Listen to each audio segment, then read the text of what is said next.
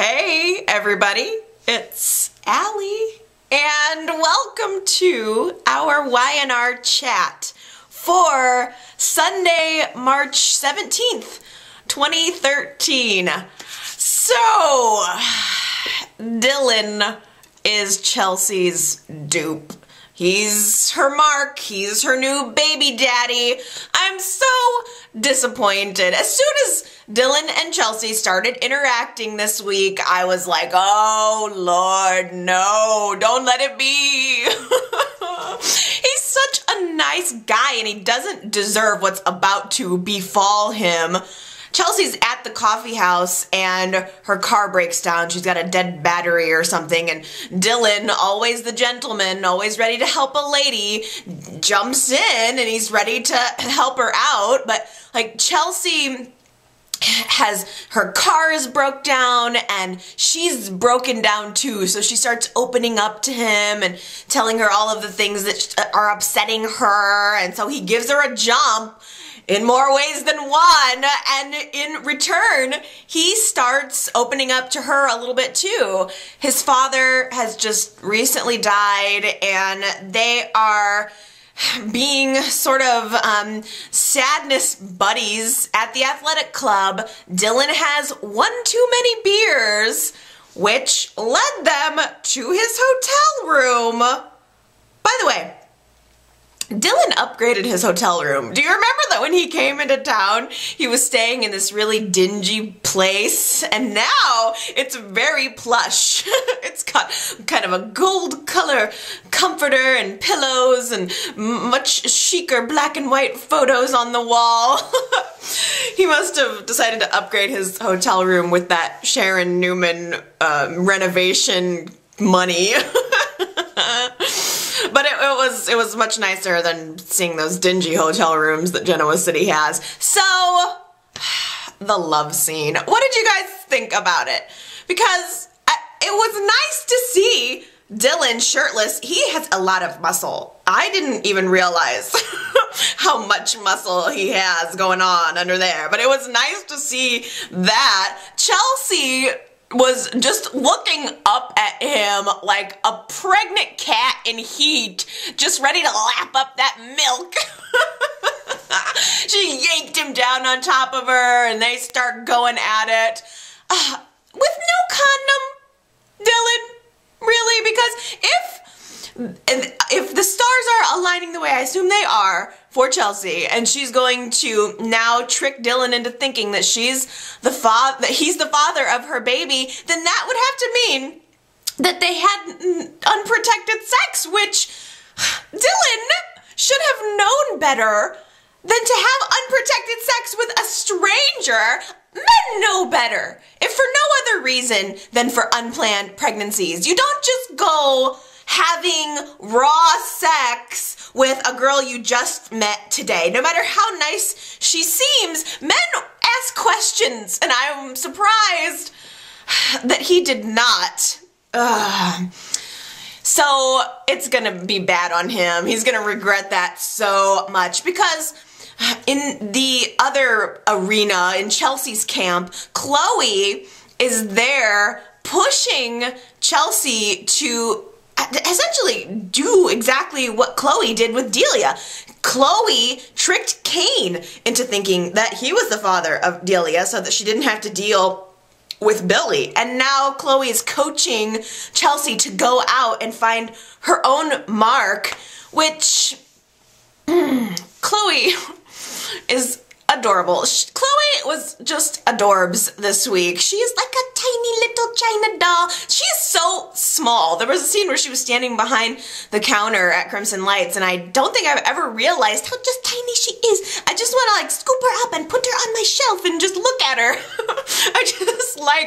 I like Chloe, but tricking a guy into thinking that he's the father of your baby is wrong on so many levels, and it took me a while to forgive Chloe for all of that. She was not a favorite character of mine for a while. It's taken years for her to get back into my good graces, which she is now, and I just don't know if Chelsea has that capability. I hope that she is not going to do that to Dylan. And I'm curious to know what you guys think about this, because it did seem like Chelsea had a good time with Dylan and that Dylan had a good time with her. There seemed to be a comfort inside of the discomfort between them, which made me wonder if Chelsea is not going to take that route, if she's going to feel too bad to do it. And there was also almost, I wondered a little bit about whether or not she realized what she was doing. Do you guys think that this was all a conscious effort on Chelsea's part? That is my question to you. Did she set out to get Dylan into bed to, you know, create this grand plan to keep Adam from knowing his child? Or was it just sort of random sex and then afterwards she realized it? I just don't see how she would not be able to realize what she was doing, because Chloe had mentioned this whole thing before, like weeks ago. They had been kind of plotting about finding her a fake baby daddy weeks ago. So this had to be in her head, no matter how innocent she sort of looked afterwards. It's too bad, because I think that Chelsea is unlikable anyway. And if she does this to Dylan, it's really going to ruin her character even more, because Y&R has spent so much time making us love Dylan and making us feel sympathetic for him. The Avery stuff, his whole PTSD thing, the whatever's, you know, going on with his father and the business and all that. There's and being tender with Faith. There's so many reasons to like Dylan, and just a tiny little, maybe a sliver of a reason to like Chelsea, which I'm ready to throw out the window if she's gonna do this to him. Chelsea is afraid of Adam. That's kind of the essence that I am getting this week. She had a nightmare that Adam found out that she was pregnant, figured it out, came to her hotel room and, kind of ridiculous, but told her that she's gonna have to move back into the house, even though Sharon is there too, and Adam is going to raise the child, and there was an implication that, you know, Adam might take the child away from Chelsea or something. She had a little bit of what I think is an irrational fear. You know, if Adam and Chelsea wanted to be together, they could so easily be together. I can understand why she doesn't want that life for herself, considering Adam is still in love with Sharon, but I just don't know. I think that this whole plan of hers is going to work. I think she is poised to take advantage of Dylan because of her fear of Adam, found it or not, and Adam saw Chelsea and Dylan at the bar together when they were being all giggly, so when it turns up that she's pregnant, Adam will probably fall for it. Congressman Wheeler is such a puke. He's having these cryptic conversations with some goon-looking guy at some sort of event that's going to be taking place at Nikki and Victor's wedding. I don't know what he's planning to do, but he better not ruin the wedding, and he better not plant a bomb or something and blow up the ranch right after it's just recently been rebuilt. Ugh. So Avery's apartment was tossed this week. She came home and papers were everywhere, strewn about, and she found an American flag pin amongst the mess. One of those little lapel pins that politicians tend to wear. And it's kind of an obvious signal that Congressman Wheeler was the one that tossed her apartment. I don't know if it's too obvious. Part of me thinks, well, that's just too convenient. I don't know. Maybe I'm just suspicious. But the trial date for Gus, I can't remember his last name, Gus something. It's it's escaping me right now, but Leslie's father, his trial date is next week, and it's danger on all levels because Avery is in danger as well, and she's had her brakes cut, she's had her apartment broken into. Nick's got security with her right now, but it's clear that a signal is being sent to her. Someone doesn't want this guy to get out of jail, and Avery is really persisting, and now Leslie is starting to open up to her father a little bit. Well, first of all, she gets a phone call from him out of the blue. She's lying in bed with Neil. I mean, she was ready to leave town. Neil convinced her to stay. She's lying in bed with him, and she gets a phone call, and she picks it up and realizes it's her father's voice on the other line. It was Wheeler. It had to be Wheeler. I don't know if it's just too convenient to blame everything on the obvious bad guy, but somebody slipped Gus a note and told him where Leslie was, what her new name was, and she naturally didn't want to have anything to do with him. She wanted to run away. That's what her and Tyler have been doing their entire lives. But Neil convinces her to go to the jail and see him, and she was really reticent about the whole thing. She saw her father standing over her mother's body. She's believed pretty much her entire life that her father killed her mother, and now outside forces are pushing her to go see him finally, and they do come face to face. And I thought that the guy that plays the dad, looked very familiar, but I can't place my finger on it. Does anybody know where I would know him from? I'm not sure. If you know,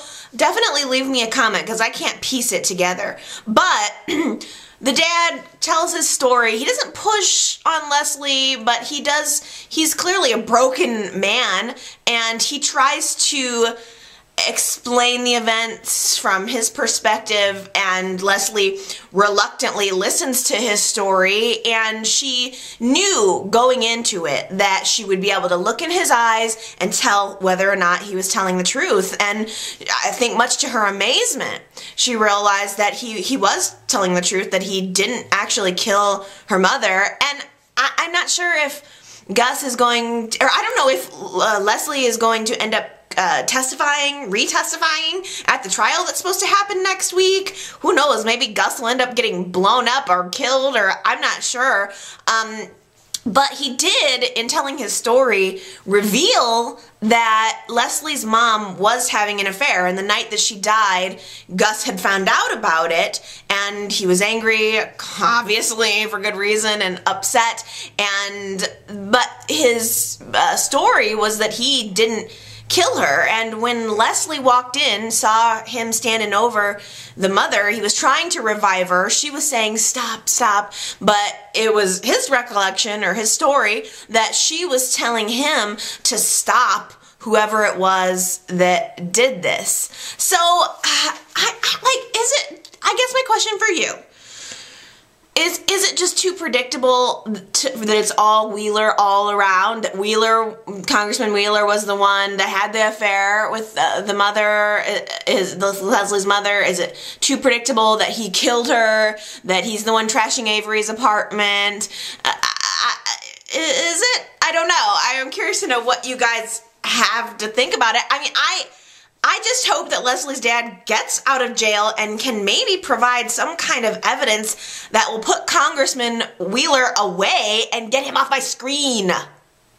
Y&R blew me away this week as they replaced the opening scenes with a series of character profiles. So they did these interviews with the actors talking about their characters, and it led in to the opening music and the opening credits beautifully, perfectly. They did a profile of Jack, and then Adam, and then Phyllis, and Neil. And it absolutely, I needed a moment after I watched it. They transitioned it perfectly. It was to celebrate Y&R's 40-year anniversary. They, did these interviews, and they even transitioned it beautifully into the credits so that whoever they interviewed was the first person in the credits. It was genius, and it was such a nice break because I'm someone who doesn't seek out interviews and all that stuff. I watch the show, I feel the show,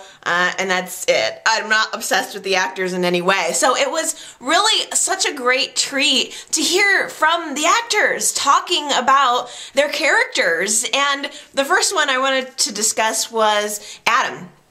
Michael Mooney is giving this, interview to the camera, and he's talking about Adam's character and the dichotomy therein, because Adam is part Victor and part Hope. So he's part good and part bad. He's gone through different phases in his life where he's bad and good, and he is truly Victor 2.0 in a way that none of Victor's other children really are. And they showed these just really great scenes of right when Michael Mooney first came on the show. They had recreated the Hope's deathbed scene, which was originally took place with another actor, but they went back and re-recorded that, and they just showed a lot of the interactions that had happened between Victor and Adam and what brought them to this place. And they even recapped the dramatic scene at the condo a couple of weeks ago when Adam tried to offer Victor the company. And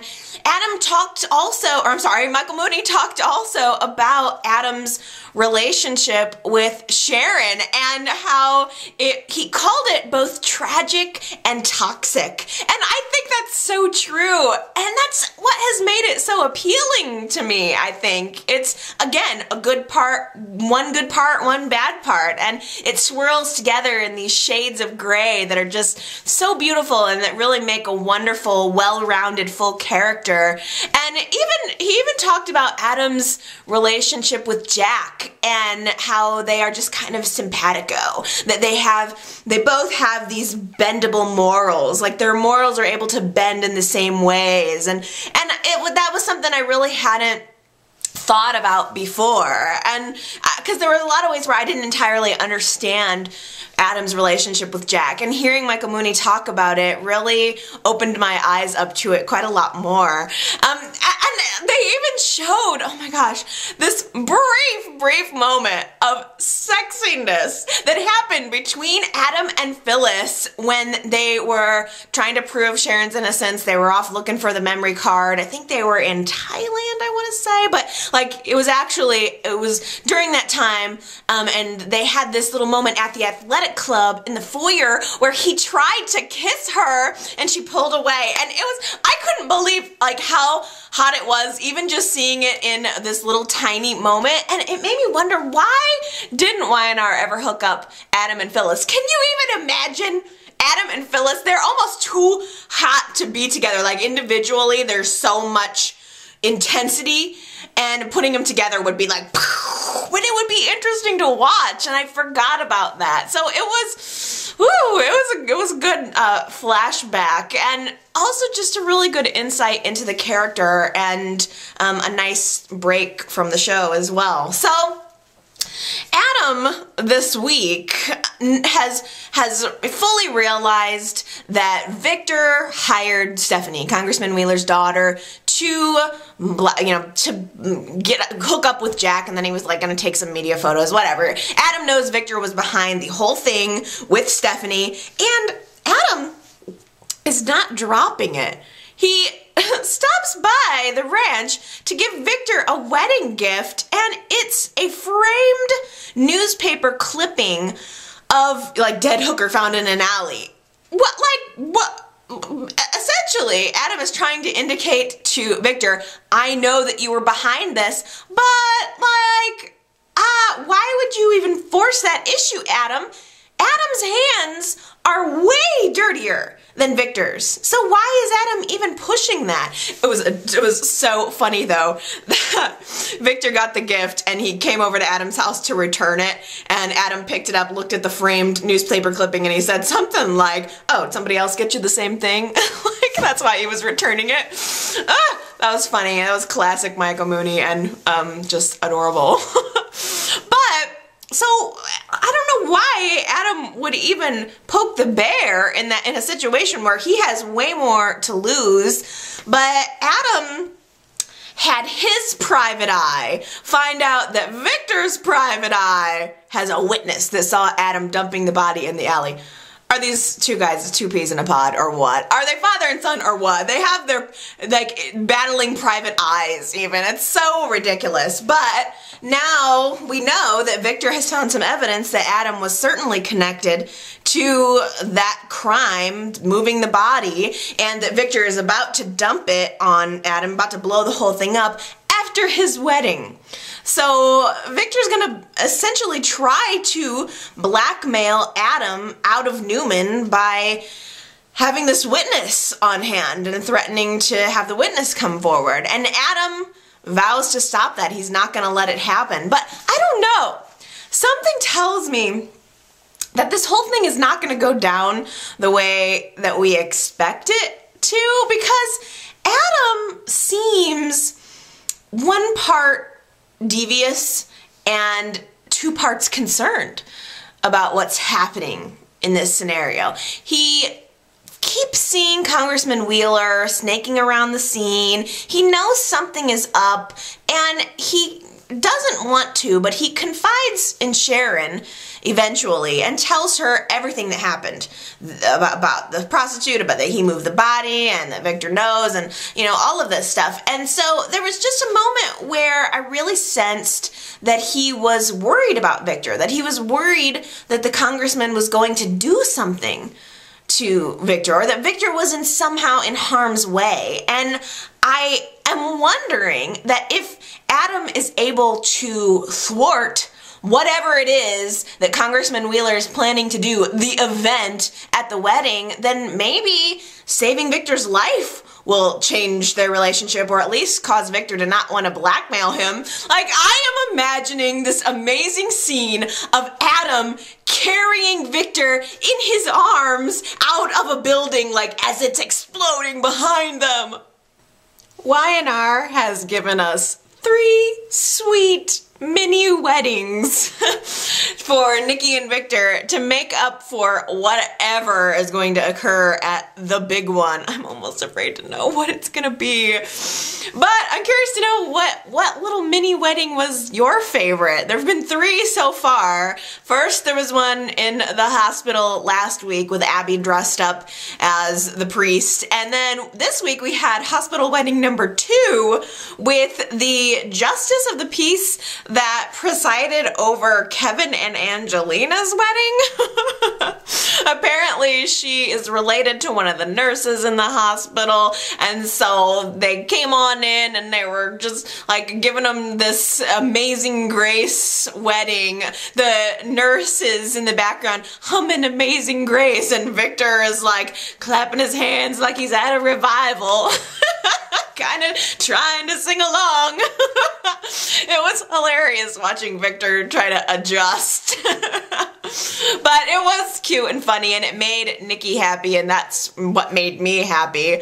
My only question is, why is Abby there for all of these weddings instead of Nick and Victoria? Probably because Abby's more fun. That's why. Nick and Victoria are like giant sticks in the mud, and Abby brought a lot of levity to the situation. She was the one who initiated the 3rd wedding. She brought a yogi. Apparently someone who she met in New York, she brought this yogi in to preside over the 3rd hospital wedding, and the guy has long flowing gray hair, and he's in the gown, and he looks like one of the Benny Hunt, no, I don't know, what did you call it? The guys you see at the airport, kind of, in the 80s. At first I actually thought, is that River? Is that Michael's dad? Because when he came onto the scene, he was kind of yogi dressed, very enlightened. And it was funny because this was something that Victor was not into at all. You could tell the moment this guy walked in, Victor, Mr. Clean Cut Suit, conservative guy, was like, what is this? In fact, he looked right at the yogi and just said, I'll be damned. No, actually, that's the opposite. You'll be reincarnated. It was really, really funny. Like, Abby and the Yogi and Nikki all had to practically twist Victor's arms to get him to put on these good luck beads. He acted like he didn't even know how to put them on. He was like, what? How do I put these damn things around my neck? You know, like he's never seen a necklace before, you could tell. It was really cute and endearing, I think. And they had this little ceremony where they read vows to each other, and it was sweet. I'm glad that we're having these moments. And then, following up the third mini wedding, the doctor comes in and tells Nikki that she's fine, that she's doing good.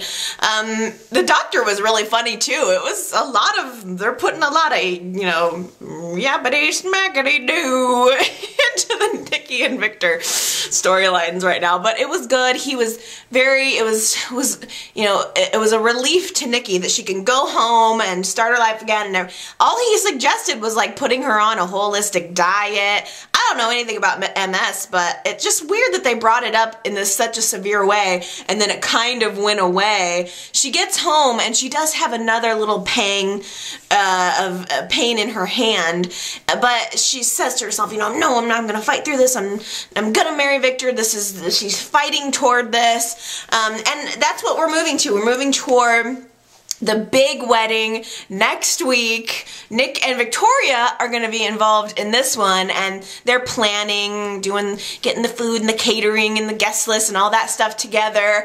And apparently Victoria is planning some big surprise. I don't know what that's going to be, but I did read that John McCook, who plays Eric on The Bold and the Beautiful, is going to be at the wedding, or that he's coming to Genoa City for something, maybe just to drop off a gift. But you gotta love a Y&R B&B crossover! So I'm looking forward to that.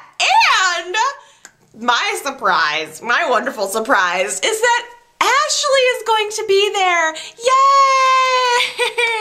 Ashley's coming back for 2 days. We get her next week, I think, for the wedding, and probably to talk with Jack and all that good stuff. I love and miss Ashley, and I can't wait to see her. It's gonna be wonderful. I hope that the whole wedding is wonderful, because whatever it is that's gonna happen on the side with Congressman Wheeler and the big event, all I care about is that there is big romance. I want tears, you guys, because this is going to be the last wedding for Nikki and Victor forever. Right? Right? Why is Abby acting like she and Carmine had some kind of deep relationship, some kind of mystical connection? She thwarted his attempt to kidnap Chloe by jumping into the trunk of his car and then dragging him into this ridiculous media stunt. She's just jealous because Carmine isn't paying attention to her anymore, so she's using Alex, which really ticks me off because he is in a vulnerable place right now. Plus, I'm sorry, but why does it seem like Alex and Abby are getting ready to hook up? Because I don't want that. I feel like there's no serious chemistry there.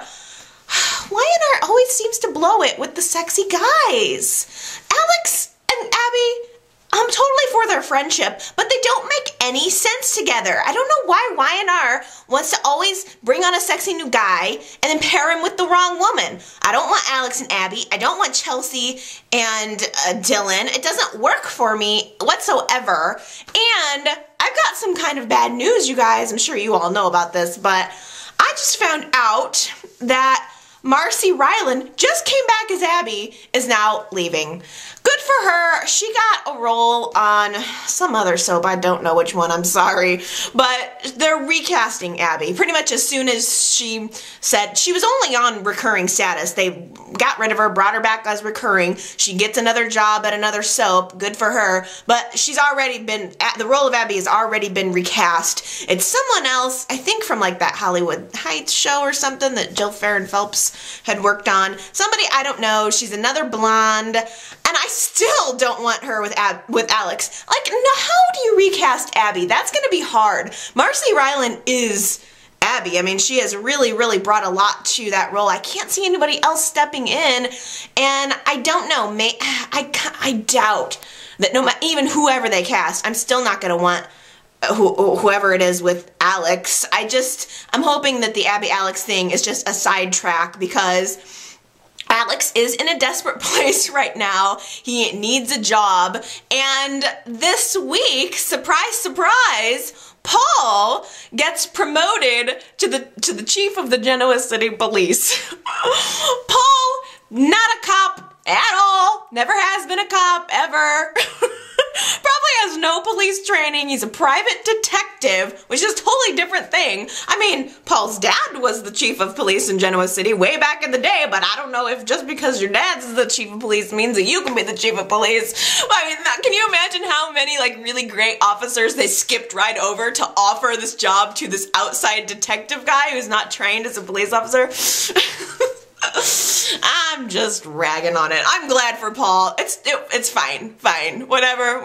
Paul's good people in my book, so if he wants to do that, that's all good. And his first decision was to hire Alex onto the GCPD, and it was a funny little scene between them. It was tense. Alex right away was like kind of giving Paul the blow off, and Paul was like, "I'm the new chief of police, dude, and you're hired, as a matter of fact." So it was really cute. I'm glad that Alex has got a job now, even though I'm not a fan of the cop storylines. They're better than the medical storylines, but we'll see. Anything that keeps Alex occupied and possibly away from Abby is good for me. And there was this brief little scene this week between Alex and Chloe. Thank you, YNR. Thank you. That's where I'm wanting to see this headed. Alex comes into the coffee house, and they decide that there's so much tension between them. They've gotten off on a bad foot. They need a fresh start. So they introduce each other. He's Alejandro, and she's Chloe. It was just a really funny short moment between them. And I feel like Alex and Chloe are the couple that needs to happen. I mean, YNR is breaking up long-standing couples that work. Michael and Lauren, Lily and Kane, and yet Chloe and Kevin are still together. They are the boringest couple on the face of the show. Why? Break them up. Get Michael and Lauren back together and break up Chloe and Kevin and get Alex in there to give Chloe what she's needing. I just feel like Alex is dark and mysterious, and Chloe, you know, is someone who is also dark and naughty, and I think they would complement each other really, really well. Plus, we all know that Chloe likes cops and soldiers. He's perfect for her. She is a bad girl and she needs to be dominated. I knew it wasn't over between Lauren and Carmine. That would have been too easy. At the end of last week's show, she told him, "It's over." That was too easy. Someone mentioned to me this week, and I am praying that this is not true. You guys, please tell me that Lauren is not going to end up pregnant. She slept with Carmine and Michael in such a short time. If she turns up pregnant, I'm going to scream. Not only, I feel like Lauren's baby-making days need to be past. That's in the past. We need to find a more mature storyline for her. This is ridiculous. This type of, if it's a pregnancy thing, this type of thing should be happening with another character, not Lauren. It's ridiculous. And I feel like, ew. It's beneath her. I don't like it at all. I'm not interested. If she's pregnant, I'm going to be so completely disappointed. She almost tells Phyllis this week what she has done, that she's had this affair with Carmine. She wants to tell somebody about it. I think she wants to talk about it. She wants to get it off her chest, but Lauren thinks better of it when she realizes that Phyllis and Michael are way too close. Phyllis encourages Lauren to open up to Michael, and Lauren's not about to do that, so she decides to keep this secret to herself. And she keeps running into Carmine, and it keeps being awkward. She goes to the club to get her stuff because she's moving home, and she runs into Carmine again. She tells him no again. He persists, and he keeps sending her these text messages, which she seems to be clinging on to like it's the one happy thing in her life right now, not her amazing years-long marriage and incredible mature connection that she has with her husband. No, she's clinging on to the stupid text message from Carmine. The longer this goes on, the more it becomes difficult for me to understand where Lauren is coming from. If she really wanted to move on and put all this Carmine stuff behind her, she would never go to the athletic club again. She would stay away from him. And I hate the way that he's gotten into her head. That's what ticks me off about it. Because if it was just a hot affair, then that would be one thing, but the guilt is palpable. You can see it in her eyes, you can read it on her face and her entire body. She feels guilty yet compelled at the same time in a seedy, icky way. She wriggles away from Michael at every single opportunity she can. She's living back at home, but she's not there. She's not all there mentally, physically, emotionally. She doesn't want to be anywhere around Michael. And I feel bad for Michael. I feel like Michael is the victim in all of this. Michael needs to have her followed or something. Not that I want Michael to find out about the affair, but I just don't want him to be made a fool, and that's what he's looking like right now. He goes to the athletic club, and he's standing at the bar waiting to get a drink, while Carmine his cell phone is sitting on the bar. Carmine's nowhere to be found, but Carmine's cell phone is sitting on the bar, and a text message is coming in from Lauren. Michael is standing there while his wife is texting to the bartender. It is humiliating for Michael, and a larger issue. Why is she still texting him? The very first character profile that Y&R did at the opening of the week of shows was Jack, and it was so incredible, you guys. It was just so unexpected the first time I saw that character profile. Like I couldn't even believe what was happening. I'm like, is this just me? Was this a dream? What's going on? But it was wonderful to hear Peter Bergman talk about the essence of Jack. It made me cry. Of all of the profiles, I feel like that was the most powerful one. I mean, hearing from Peter Bergman's mouth about who Jack is and why he is the way he is, and Peter talked about Jack's feud with Victor and just about how Jack has set himself up for being a lifetime loser to Victor. And they went back to that scene where Victor had the heart attack in his office and Jack walked by him, and Peter Bergman accidentally kicked Victor's hand during that scene, and it was caught on tape, and it was so powerful. I remember that moment. Victor has this heart attack and Jack just walks right on by and kicks his hand by accident, but just what a great moment. And it's become one of the classic moments, just detailing the hatred between them. But it wasn't all about that. Jack he has that capability for hatred toward Victor, but he also has infinite love for his family. And Peter talked about Jack's family members, who each of them are and what each of them represent to him. And it astonishes me at how fully realized Peter Bergman has made his character. It was just touching and wonderful. I want to connect with Jack and because of Peter Bergman, and I loved, he talked about Ashley, and I'm excited to see Ashley coming back. And I mean, the Abbott family has been whittled down so far, and we see John. And Peter talked about Jack's relationship with John and how John is everything that Jack has always wanted to be but never is.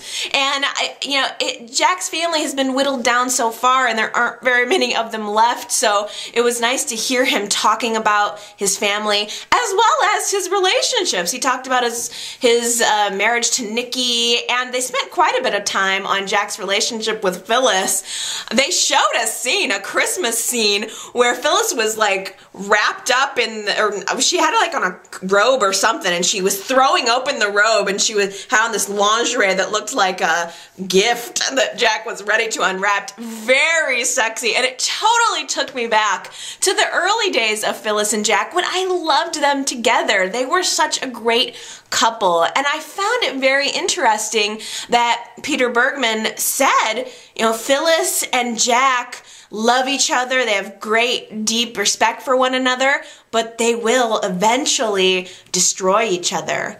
I thought that was odd, you know, foreshadowing. Why is it that Jack and Phyllis can't work out? Why do you think he said that? I mean, I would love to feel hope for Jack and Phyllis, and I feel more connected to them this week. Ryan and I spent a lot of time focusing on their relationship, because last week Jack had ordered a glass of wine at dinner, just very celebratory. He was happy, feeling good about himself and his recovery. Phyllis saw him and freaked out, as if that was like all of a sudden Jack was going to be back on this road to addiction. But, you know, in Phyllis's defense, she has seen him at his very worst with his addiction, and that night when he was withdrawing and he was saying all these horrible things to her. So I understand where she's coming from, but she really internalized it. She felt like she was toxic and that she was going to be a bad influence on Jack. And she actually went to the coffee house and had this funny conversation with Kevin, very in an insecure place, which is odd for Phyllis, but she was asking Kevin what he would think if someone he knew dated her, you know, like trying to get an idea of how she is seen by the outside. And Kevin, oh Lord, he called her a romantic pit of despair, which is very true. Phyllis is almost incapable of being happy, and maybe that's what it is. Maybe that's why Phyllis and Jack will eventually destroy each other, because Phyllis had it all with Nick and she destroyed it. Jack had everything he could have ever wanted, and he always eventually destroys it. And I think Peter Bergman even said something like, you know, he ends up, he has everything and he ends up destroying it while he's reaching for more. So they're both alike in that way, and hearing Peter Bergman talk about it, I think, has really helped me have a more well-rounded view of it. But I am hoping that Jack and Phyllis can find some happiness together. I don't know. I feel like things are a little bit weird now after the whole pill incident, but Jack admitted this week that he feels like he's falling in love with Phyllis all over again, and she came to the realization that she really loves him too. So they came back together and decided to give the relationship a try. In fact, they are going on a little vacation together. I hope we get to see that. I want to see them in their hotel room, having some fun, seeing some sights, and reconnecting with each other. I don't know. I have hope for them. I wish. I just wish. We also saw a character profile of Phyllis, and it is so wonderful to see Phyllis back when she first came onto the show. She looked so completely different, but man, they had her in some short skirts, and she was the temptress. And I mean, she came onto the show as a crazy person. Her relationship with Jack is what turned her out of that, is what made her a human being in a way, more than just a one-dimensional bad girl. You know, I mean, Jack really brought out the humanity in her. She was obsessed with Danny, and she was this temptress in a way that we really hadn't seen before, or I hadn't seen before, and all of that blew up in her face. And I believe that Michelle Stafford wasn't on the show for a while after that. I think the stuff went down with Danny and Cricket, and she lost custody of Daniel, and I think Michelle Stafford was off the show for a while. It wasn't at least for maybe a year, I think, that she came back onto the show, got involved with Jack, and then went from the relationship with Jack into this surprising twist relationship with Nick. And, you know, Michelle Stafford talked about how she wasn't expecting that whatsoever. She thought they're not going to pair Phyllis and Nick together, and more so that they're not going to last, but it did, and it was an interesting storyline because it was part good and part bad. There was the naughtiness and the intrigue of a relationship with Nick and Phyllis, but he was married to Sharon at that time. And the best part of Michelle Stafford's interview was that she talked about how she believes that Phyllis doesn't hate Sharon, that she feels guilty about what happened to Sharon. And I think that's true. It put really the Sharon-Phyllis feud into a new perspective for me years later, but I never thought of it that way, and I really appreciated that she said that. The final character profile was of Neil. The final character profile that we saw was of Neil, and it was really interesting to see Christophe St. John talking about how he first came onto the show and what his experience with Bill Bell was. And oh my gosh, looking at the flashbacks of Neil was such a trip because he looks completely different. He's almost not recognizable, but it was wonderful to see him talk about his relationship with Shamar Moore, who played Malcolm famously, and just, oh gosh, I miss those days. They showed scenes of Malcolm bebopping around the office, Neil being this very staunch conservative guy, and Shamar was like very street and very hip-hop and very fun, and his adorable little haircut, and then later as he came back with his dreads and he was angry Malcolm, and I mean, they showed flashback scenes of Neil and Drew and their relationship and their love story. I miss Drew. Seeing those scenes made me miss Drew more, but those days are gone. I mean, it could never be the same. Even if Drew came back, which, dang, it just doesn't ever seem like she will. I don't even know if it could ever be the same. So much has happened.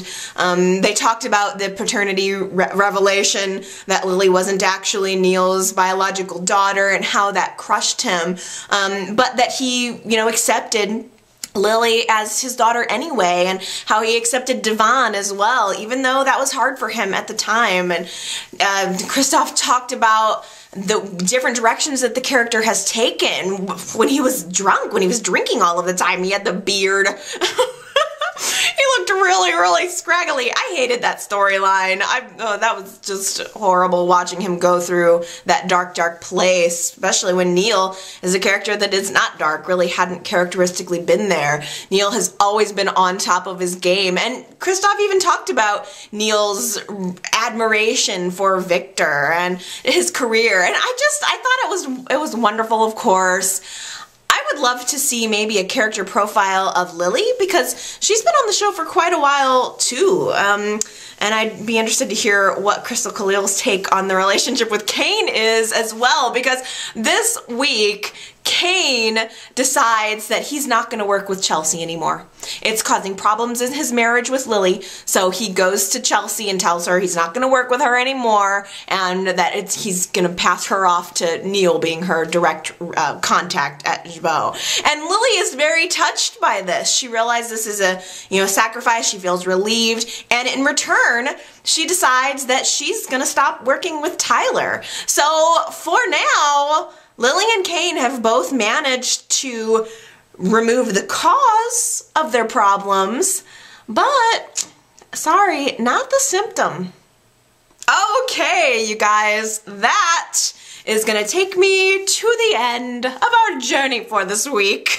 My camera battery is running out, so I just want to say, please feel free to leave me a comment. I'm looking forward to hearing from you as always, and I'll be back next week. We'll chat again about Y&R. I'm looking forward to the Nikki and Victor wedding. So we'll talk about it next Sunday, okay? I love you guys. Mwah!